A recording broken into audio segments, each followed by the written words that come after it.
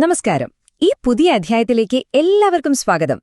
ഒട്ടും സമയം കളയാതെ നമുക്ക് നേരെ വിഷയത്തിലേക്ക് കടക്കാം, അല്ലേ? ഗണിതത്തിലെ ഏറ്റവും ലളിതമായ കാര്യങ്ങളിൽ തുടങ്ങി സങ്കീർണമായ പ്രശ്നങ്ങൾ എങ്ങനെ എളുപ്പത്തിൽ പരിഹരിക്കാമെന്ന് മനസ്സിലാക്കി തരുന്ന വളരെ രസകരമായ ഒരു യാത്രയാണ് നമ്മളിന്ന് നടത്താൻ പോകുന്നത്. നിങ്ങളെപ്പോഴെങ്കിലും ചിന്തിച്ചിട്ടുണ്ടോ 1+1=2 എന്ന ഈ വളരെ ലളിതമായ സമവാക്യം എങ്ങനെയാണ് ഗണിതശാസ്ത്രത്തിന്റെ വലിയൊരു പ്രപഞ്ചത്തെ തന്നെ നമുക്ക് മുന്നിൽ തുറന്നിടുന്നതെന്ന്? അതെ, കണക്കുകൂട്ടൽ എന്ന് കേൾക്കുമ്പോൾ തന്നെ പേടിക്കുന്നവരുണ്ടാകാം. പക്ഷേ ഇതൊരു ബോറൻ കാര്യമല്ലട്ടോ. വളരെ മനോഹരവും എളുപ്പത്തിൽ വലുതാക്കാൻ കഴിയുന്നതുമായ ഒരു തകർപ്പൻ സംവിധാനമാണിത്. ഓക്കെ, അപ്പൊ നമുക്കിതിലേക്കൊന്ന് ഡീപ്പായി ഇറങ്ങിച്ചെല്ലാം. എന്താണ് ഈ സങ്കലനം അഥവാ അഡിഷൻ? ലളിതമായി പറഞ്ഞാൽ, ഒരു തുക കണ്ടെത്താൻ രണ്ടോ അതിലധികമോ ഗ്രൂപ്പുകളെ നമ്മൾ കൂട്ടിച്ചേർക്കുന്ന പ്രക്രിയയാണിത്. അതായത്, ഒന്നിനോടൊപ്പം മറ്റൊന്ന് ചേരുമ്പോൾ എന്ത് സംഭവിക്കുന്നു എന്നതിന്റെ വളരെ അടിസ്ഥാനപരമായ ഒരു ആശയം. അത്രേ ഉള്ളൂ സംഭവം. ഇതൊന്ന് നോക്കൂ. ഒന്നും കൂട്ടിയാൽ 2. ലോകത്തിലെ ഏറ്റവും പ്രശസ്തമായ സമവാക്യം.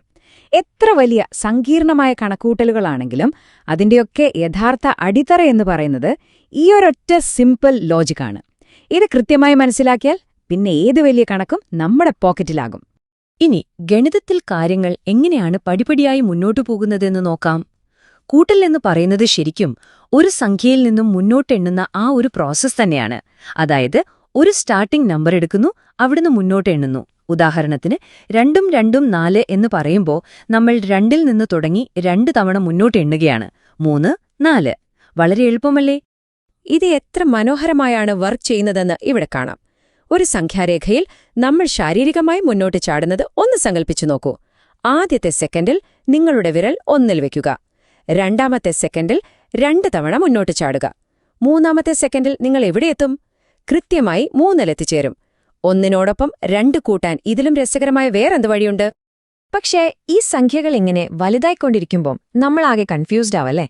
അവിടെയാണ് അവയെ കൃത്യമായി അടുക്കിവെക്കാൻ നമുക്കൊരു സിസ്റ്റം ആവശ്യമായി വരുന്നത്. അതിനാണ് 1കൾ, 10കൾ, 100കൾ, 1000ങ്ങൾ എന്നിങ്ങനെയുള്ള സ്ഥാനവിലകൾ നമ്മൾ ഉപയോഗിക്കുന്നത്. ഈ ഒരു ഐഡിയ ഉള്ളതുകൊണ്ട് എത്ര വലിയ സംഖ്യകളും നമുക്ക് വളരെ എളുപ്പത്തിൽ കൈകാര്യം ചെയ്യാൻ പറ്റും. കാര്യങ്ങൾ എങ്ങനെയാണ് പടിപടിയായി വികസിച്ചു വരുന്നത് എന്ന് നോക്കാം. 123, 486 എന്നീ 3 അക്കസംഖ്യകളെ ലംബമായി, അതായത് താഴേക്കിങ്ങനെ എഴുതുമ്പോൾ കൂട്ടാൻ എന്തെളുപ്പമാണല്ലേ? 1കളും 10കളും 100കളും അവയുടെ നേരെ താഴെ വരുന്നു. 3 6 9, 2 5 7, 1 4 5. കണ്ണ് ചിമ്മി തുറക്കുന്ന വേഗത്തിൽ നമുക്ക് 579 എന്ന ഉത്തരം കിട്ടിക്കഴിഞ്ഞു. ഇനി 4 അക്ക സംഖ്യകൾ വന്നാലും ഈ സെയിം ലോജിക് തന്നെയാണ് നമ്മൾ അപ്ലൈ ചെയ്യുന്നത്. 1000ഉം 2000ഉം കൂട്ടുന്നത് ശ്രദ്ധിച്ചേ. 1000ങ്ങളുടെ സ്ഥാനത്തുള്ള 1ഉം 2ഉം കൂട്ടിയാൽ 3. ബാക്കിയുള്ള പൂജ്യങ്ങളെ അതുപോലെ തന്നെ അവിടെ നിർത്തിയാൽ മതി. നമുക്ക് കറക്റ്റായിട്ട് 3000 എന്ന ഉത്തരം കിട്ടും. ഈ സ്ഥാനവിലകൾ നൽകുന്ന കൃത്യത അപാരം തന്നെയാണല്ലേ? ഇനി നമ്മൾ വരാൻ പോകുന്നത് ഭൂരിഭാഗം ആളുകളെയും, എന്തിന് മുതിർന്നവരെ വരെ ഇപ്പോഴും വട്ടം കറക്കുന്ന ആ കുപ്രസിദ്ധമായ ക്യാരിങ് അഥവാ ശിഷ്ട മാറ്റുന്ന പരിപാടിയിലേക്കാണ്. പണ്ടത്തെ കണക്ക് ക്ലാസ്സിലെ പേടിസ്വപ്നമായിരുന്നിരിക്കാം ഇത് പലർക്കും. പക്ഷേ ഒട്ടും പേടിക്കേണ്ട, ഇതിന്റെ പുറകിലെ മാജിക് നമ്മളിന്ന് പൊളിച്ചെടുക്കാൻ പോകുകയാണ്. വളരെ ബേസിക്കായ ഒരു കാര്യം മാത്രമാണിത്. ഇവിടെ വളരെ കൗതുകകരമായ ഒരു കാര്യം എന്താണെന്ന് വെച്ചാൽ 18ഉം 15ഉം കൂട്ടുന്നതിനെ നമ്മൾ വളരെ ലളിതമായി 4 സ്റ്റെപ്പുകളാക്കി മാറ്റിയിട്ടുണ്ടെന്നതാണ്. ആദ്യം 1കൾ തമ്മിൽ കൂട്ടുക. 8ഉം 5ഉം 13. അടുത്ത സ്റ്റെപ്പിൽ ഈ 13ലെ 3നെ 1കളുടെ സ്ഥാനത്ത് നിർത്തുകയും ബാക്കിയുള്ള 10നെ അടുത്ത നിരയിലേക്ക് മാറ്റുകയും ചെയ്യുക. ഇതിനെയാണ് റീഗ്രൂപ്പിംഗ് എന്ന് പറയുന്നത്. ഇനി 10കളുടെ നിരയിലുള്ള 1ഉം പിന്നെ നമ്മൾ നേരത്തെ മാറ്റിവെച്ച ആ 1 കൂടി കൂട്ടുമ്പോൾ 3 കിട്ടും. ആകെ ഉത്തരം 33. ഇത്രയുള്ളൂ സംഭവം. വളരെ ക്ലിയർ അല്ലേ? ഈ അടിസ്ഥാന കാര്യങ്ങൾ ഒന്ന് തലയിൽ കയറിയാൽ പിന്നെ നമ്മുടെ ദൈനംദിന ജീവിതത്തിൽ അത് വലിയൊരു മാറ്റം കൊണ്ടുവരും. സൂപ്പർമാർക്കറ്റിൽ സാധനങ്ങൾ വാങ്ങുമ്പോഴോ റെസ്റ്റോറന്റിൽ ടിപ്പ് കണക്ക് കൂട്ടുമ്പോഴോ ഒക്കെ പേപ്പറും പേനയും ഇല്ലാതെ മനസ്സിൽ വെച്ചു തന്നെ ചെയ്യാൻ പറ്റുന്ന ചില കിടിലൻ ഗണിത തന്ത്രങ്ങളാണ് നമ്മളിനി കാണാൻ പോകുന്നത്. അതിൽ ആദ്യത്തേതാണ് ഡീകമ്പോസിഷൻ, അതായത് സംഖ്യകളെ വിഭജിക്കുന്ന സൂത്രം. ഇപ്പോൾ 25ഉം 32ഉം കൂട്ടണം എന്ന് വിചാരിക്കുക. അവയെ അങ്ങോട്ട് 10കളും 1കളുമായിട്ട് പൊളിക്കുക. 20ഉം 30ഉം കൂട്ടിയാൽ 50, 5ഉം 2ഉം കൂട്ടിയാൽ 7. ഇനി ഇത് രണ്ടും കൂടി അങ്ങ് ചേർത്താൽ മതി, വളരെ പെട്ടെന്ന് 57 എന്ന് ഉത്തരം കിട്ടും. സംഖ്യകളെ ഇങ്ങനെ ബ്രേക്ക് ചെയ്യുന്നത് നമ്മുടെ തലച്ചോറിന് കാര്യങ്ങൾ എളുപ്പമാക്കാൻ വല്ലാതെ സഹായിക്കും. അതുകൊണ്ട് ഇവിടെ നമ്മൾ നോക്കേണ്ട ഏറ്റവും പ്രധാനപ്പെട്ട കാര്യം ഈ രണ്ട് സമവാക്യങ്ങൾ തമ്മിലുള്ള വ്യത്യാസമാണ്.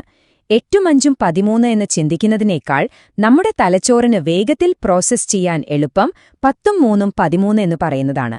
അതായത് 5ൽ നിന്നും ഒരു 2 കടമെടുത്ത് 8നോട് ചേർത്ത് അതിനെ ഒരു 10ആക്കി മാറ്റിയാൽ കണക്കുകൂട്ടൽ വളരെ സ്മൂത്താകും. എങ്ങനെയെങ്കിലും അതൊരു 10ആക്കി മാറ്റുക എന്നതാണ് മെയിൻ ട്രിക്ക്. അങ്ങനെ നമ്മൾ ഈ വിശദീകരണത്തിന്റെ അവസാന ഭാഗത്തെത്തിയിരിക്കുവാണ്. അപ്പോ പോകുന്നതിനു മുന്നേ ഇതൊന്ന് ചിന്തിച്ചു നോക്കൂ. എത്ര വലിയ കണക്കുകൂട്ടലുകളാണെങ്കിലും അത് ഫൈനലി നമ്മൾ ഈ പറഞ്ഞ സിമ്പിൾ യൂണിറ്റുകളുടെ ഒരു കൂട്ടിച്ചേർക്കലായി മാറുന്നുണ്ടെങ്കിൽ നിങ്ങളുടെ ജീവിതത്തിലെ സങ്കീർണമായ ഏതൊക്കെ പ്രശ്നങ്ങളെ നിങ്ങൾക്ക് ഇതുപോലെ വിഭജിച്ച് ഈസിയായി പരിഹരിക്കാൻ പറ്റും. അടിസ്ഥാന കാര്യങ്ങൾ സ്ട്രോങ് ആണെങ്കിൽ ഏതൊരു വലിയ പസിലും നമുക്ക് എളുപ്പത്തിൽ സോൾവ് ചെയ്യാൻ കഴിയും. ഈ അറിവുകൾ നിങ്ങൾക്ക് തീർച്ചയായും ഉപകാരപ്പെടുമെന്ന് വിശ്വസിക്കുന്നു. അപ്പോ അടുത്ത തവണ കാണാം.